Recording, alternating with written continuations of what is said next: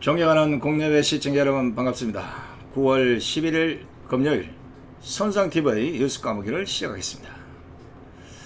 혹시 우리 시청자 여러분께서 제가 집회 현장에서나 이 방송에서 심심찮게 했던 말 중에 나라 경제가 망하면 가장 먼저 우리가 피부로 접할 수 있는 것이 시일의 빌딩에는 임대 딱지가 도배를 할 것이고 집단 자살이 일어날 것이다. 옷은 검은색이나 흰색으로 거의 단색으로 바뀌어갈 것이다. 이런 말을 제가 여러 번 한 기억이 있습니다.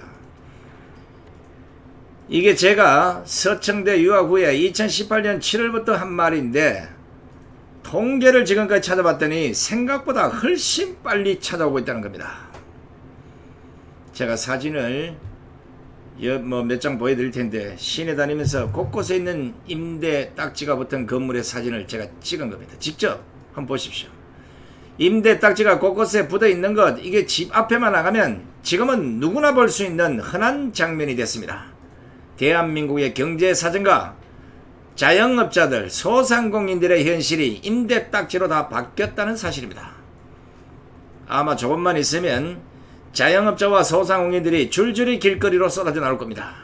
이건 생존권이 달린 문제니까 기존 우파 집회나 태극기 집회와는 상대가 안 될 것입니다. 생각을 한번 해보십시오.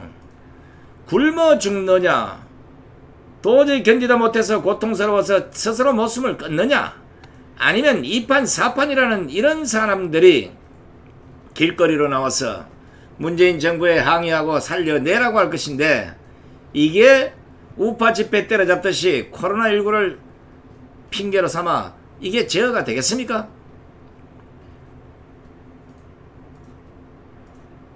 여러분들이 직접 피부에 와닿는 간단한 통계 몇 가지만 짚어보겠습니다.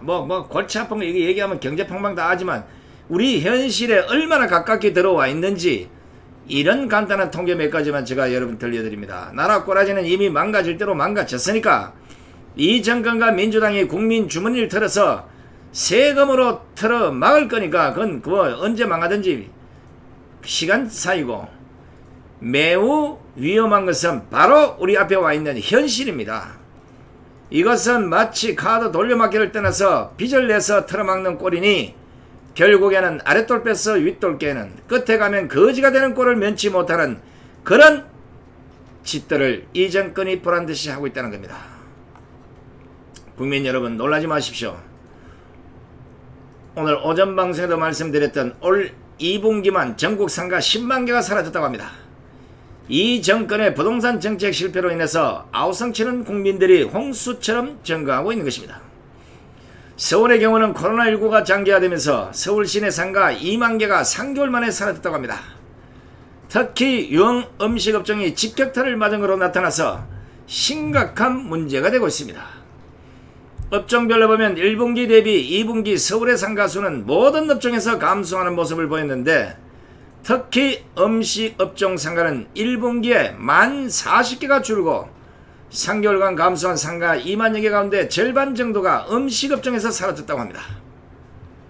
우리 할머니, 우리 어머니, 우리 이모, 우리 고모, 우리 삼촌, 우리 아빠, 우리 엄마 어떡합니까? 가장 자영업자 중에서도 진짜 하루에 밥 몇 그릇 팔아서 먹고 사는 이런 사람들이 전부 사라져버립니다. 그래서 제가 통계청 자료도 한번 살펴봤더니 올 상반기 기준 자영업자 수는 지난해 대비 14만 명 가까이 감소한 547만 명을 기록했습니다. 한국감정원이 최근 발표한 2분기 상업용 부동산 임대 동향조사도 들여다봤더니 오피스 중대형 상가, 소규모 상가, 모든 유형의 상업용 부동산 공실률이 크게 상승을 했습니다. 공실률, 빈 사무실, 아까 그 임대 딱지 보셨듯이. 특히 서울의 최고의 번화가로 알려진 압구정동, 이태원, 그리고 저 장안동, 대구 지역은 중대형 상가 공실률이 무려 15%에서 30%에 달하고 있답니다. 큰일 났습니다. 문제는 사무실을 비면 즉각 다른 사람 들어오면 되는데 이 공실률이 한동안 갈 거란 겁니다. 빈 사무실이나 빈 상가들이 비어있는 상태로 오래가게 생겼다는 겁니다. 여러분들 아시다시피 집이나 상가 비워놓으면 어떻게 됩니까? 건물 폐가 됩니다. 이러다 보면 결국에는 건물주까지 문제가 생길 것이고, 건물주 중에도 대출을 받아서 건물을 지은 사람들은 심지어 건물을 버려야 될 꼬라지도 생깁니다.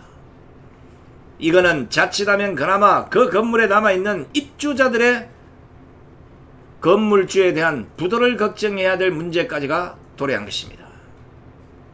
지금 이 정권과 민주당이 2차 재난지원금, 통신료 주겠다, 4차 추경 이런 것에 거품을 무는 것도 이런 현실을 배제할 수 없기 때문일 것입니다. 정부도 코로나19 재확산과 사회적 거리두기 2.5단계 격상으로 경기 부진이 우려된다는 판단 때문에 한국 경제 상황에 대해서 불확실성이 확대됐다고 진단했습니다. 정부는 이 때문에 추석 전에 추경안을 처리하고 약 12조 원 규모의 긴급 지원을 할 방침이라고 합니다. 하지만 코로나19에도 불구하고 자영업자들의 분노는 이미 분출되기 시작했고 길거리로 나오기 시작했습니다. 그동안 정부 말만 믿고 손해를 보면서도 참아왔고, 이번 4.15 총선에서는 민주당을 밀어주면 뭔가 될 것처럼 생각을 했는데 다 허상이었습니다. 보시다시피 수많은 자영업자와 소상공인들은 오늘 문을 닫아야 될지 내일 문을 닫아야 될지, 이러다 죽어야 되는 건지 빚쟁이인데 쪼들리다 한강에 뛰어내려야 될지 생사의 갈림길에 섰습니다. 이러니까 자영업자들의 반발이 시작된 겁니다. 강주시가 준 3단계 사회적 거리두기를 연장하면서 집합금지 대상인 자영업자들의 반발이 현실로 나타났습니다. 오늘 강주시 소재 헬스클럽 관장과 종사자당 약 20여 명이 시청을 방문해서 탄원서를 제출하고 집합금지 완화를 촉구하고 나섰습니다.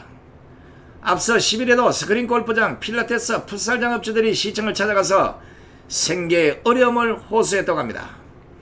심지어 스크린 골프장을 운영했던 40대 여성은 지난 9일 집합금지 이 연장에 항의하기 위해서 시청에서 자해소동까지 벌였다는 겁니다. 이들의 분노는 전국의 자영업자들과 별반 다르지 않을 거라고 봅니다. 자영업자들은 순진하게 정부 방침에 따라 생계의 어려움과 그동안 방역수칙을 철저히 지켰다고 합니다. 그런데 결국 돌아온 것은 망조밖에 없으니, 망한다고 누가 손잡아주는 사람도 없으니 혼자 망하게 생겼으니 코로나고 나발이고 살려달라고 길거리로 나서기 시작했던 겁니다. 제가 혹시나 싶어서 호남지방은 여러분 아시다시피 선거에서 누구보다도 문재인 정권과 민주당 이 지지 확실한 지역이 아니었습니까? 어느 지역보다도 지지율이 높은 지역이라 어떤 어려움이 닥치더라도 문재인 정권과 민주당과 함께 참아낼 줄 알았는데 그게 아닌가 봅니다. 이건 호남 지역의 경우 온몸을 다해서 지지해주고 밀어주었는데 결국 돌아온 것은 경제 폭망에 자영업자 거지 만드는 일명 거지 표창장을 들고 보니 열받을 만도 할 겁니다. 그래서 호남지방이 얼마나 어려운지 이것도 통계자료 한번 찾아봤더니 호남지역이라고 예외는 아니었습니다. 코로나19 확산이 장기화되면서 강주, 전남의 자영업자들의 매출 하락세가 심각한 수준으로 나왔습니다. 한국신용 데이터 자료를 봤더니 지난달 31일부터 지난 6일까지 일주일 동안 강주 자영업자들의 카드 매출액이 지난해 같은 기간에 비해서 약 22% 정도가 급감한 것으로 나타났습니다. 전라남도 역시 지난주 매출이 지난해 같은 기간 비해서 19.3% 하락한 것으로 집계됐습니다. 아시다시피 호남도 상당한 어려운 환경에 직면한 것은 확실한 것 같습니다. 저는 다른 지역보다는 호남 지역은 분노보다는 이 정권 그리고 민주당과 그 아픔을 함께 해야 되는 거 아닙니까? 수많은 국민들이 주사파 정권을 선택하면 나라를 망하게 할 것이다, 이런 기정사실을 하고 길거리에 나와서 주사파 정권 퇴진을 요구할 때 호남지방은 90% 이상의 지지율과 투표율로 이 정권과 민주당을 선택했던 지역이 아닙니까? 그러니까 문재인과 민주당 지지하지 않고 억울하게 똑같은 어려움을 당하고 있는 다른 지역 자영업자보다는 고통을 좀 감수해야 되는데 가장 먼저 들고 일어난 겁니다. 물론 뭐 그것도 안되면 당신들 손으로 선택한 정부고 당신들 손으로 지지한 민주당이니까 당신들이 알아서 정리를 해야 되지 않겠습니까? 호남 지역이 정리 좀 해주세요. 이번에는 광화문 집회하면 호남 지방에도 애국자들 많아서 찾아오는데 전국 수치로 따지면 호남이 제일 작습니다. 그러니까 이번에는 나라가 개판이 됐으니까 호남 지역에서 정리를 좀 해주시면 아주 고맙겠습니다. 근데 저는요 사실 호남분들이 참 답답하다는 생각입니다. 이제는 호남 고립이라는 정치적 족쇄를 스스로 풀어야 된다고 봅니다. 왜 자신들의 앞날 자신들의 아들들 그 정치인 완전히 흔히 말로 호남은 뒷전이고 자신들의 정치 세력만 부풀리는데 1등 공신이 됐던 이런 정치인 몇 사람 때문에 호남 지역 전체가 이런 푸대접을 스스로 자초하는 것은 이해를 못하겠습니다. 민주화의 성지라고 하는데 그런 민주화 고장다운 모습을 보여야 되는 거 아닙니까? 독재를 그렇게 비토했으면 이 정권의 신독재를 그냥 보고만 있으면 호남이 안 되죠. 그렇지 않습니까?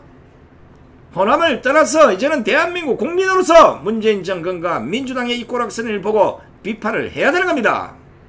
그냥 내비두고 무조건 지지하고 해주니까 나라 꼴이 이 모양 이 꼴이 됐지 않습니까? 잘 한번 보십시오. 최근 코로나19 여파로 어려움을 겪어온 자영업자들이 연이어 극단적 선택을 하는 일도 발생했습니다.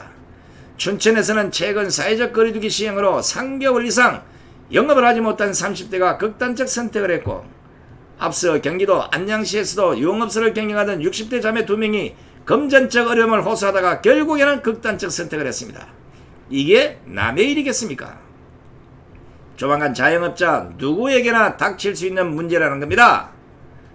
자영업자들은 코로나에 걸려 죽는 것보다 굶어 죽는 것이 더 무섭다고 지금 버티고는 있지만 아무런 수입 없이 어떻게 버티느냐 그러면서 코로나보다 이전권의 K방역이 더 무섭다고 분노하고 있습니다. 그 분노가 이제 터져 나올 거란 겁니다. 이미 청와대 국민청원 게시판에도 불만을 호소하는 자영업자들의 청원글이 쏟아지고 있고 도저히 못 참겠다면서 마치 무슨 큰일을 벌일 것 같은 이런 말을 하는 업주들도 눈에 자주 띕니다. 이 정권과 민주당은 코로나19 사태 장기와 여기에 따른 사회적 거리두기 조치 등으로 매출이 급감하고 임대료 부담은 오히려 늘어서 자영업자들이 숨을 못 쉴 정도로 벼랑 끝으로 몰린 이 상황에서도 아무런 대책을 내놓지 못하고 그냥 포퓰리즘으로 돈 뿌릴 생각만 하고 있고 추미애 아들 문제에 빠져서 흐덕이고 자빠졌으니 자영업자가 어떻게 살아남겠습니까? 임시 입마금 해보겠다고 잔돈 몇 장 몇 푼 뿌린다고 근본적인 문제가 해결되겠습니까? 그때 땜빵식으로 나라를 운영하면 결국은 곳간에서 문제가 생겨서 전 국민이 거지되는 것은 시간 문제인 것입니다. 나라 경제를 살리고 소상공인 자영업자들 살릴 수 있는 현실적 대책이 나와야 하는데 지금 이 정권과 민주당 방역당국은 오로지 우파 때려잡는데 자신들의 잘못을 때려 엎는데 올인하고 있지 않습니까? 이게 제 눈에만 보이는 겁니까? 아니잖아요. 생각을 해보십시오. 지금까지 이런 문제를 방지해보고자 수많은 애국 세력들이 비가 오나 눈이 오나 길거리로 나와서 문재인 퇴진을 왜 부르짖었겠습니까? 이분들은 좌파 정권에서는 분명히 이런 날이 올 것이다 우려했기 때문에 먼저 나섰던 겁니다. 그런데 그럴 때마다 장사하면서 사업하면서 잘 벌어먹던 분들이 시간이 없다고 오히려 아스팔트 위에서 목숨 걸고 싸우는 태극기 국민들을 비난하고 손가락질했지 않습니까? 이제 그 아픔을 직접 한번 당해보십시오. 버스 떠난 뒤에 울고 불고 해봐야 이미 집구석 폭망한 상태입니다.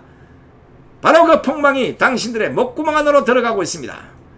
끝까지 문재인과 민주당 지지하고 살아보십시오. 거지 촛불에 속아서 결국 집구석 말아먹었다는 소리가 밖으로 팍팍팍팍 나올 것입니다. 그 결과는 하나, 거지가 되든지 노숙자가 되든지 목숨을 끊든지 세 개 중에 하나일 겁니다. 스스로 선택하십시오. 끝까지 시청해주신 시청자 여러분 대단히 고맙습니다. 저 내일 오전 9시 30분에 여러분 다시 뵙겠습니다. 앞으로는 주말 방송 토요일 요일은 될 수 있으면 오전 방송은 9시 30분에 하도록 하겠습니다. 안녕히 계십시오.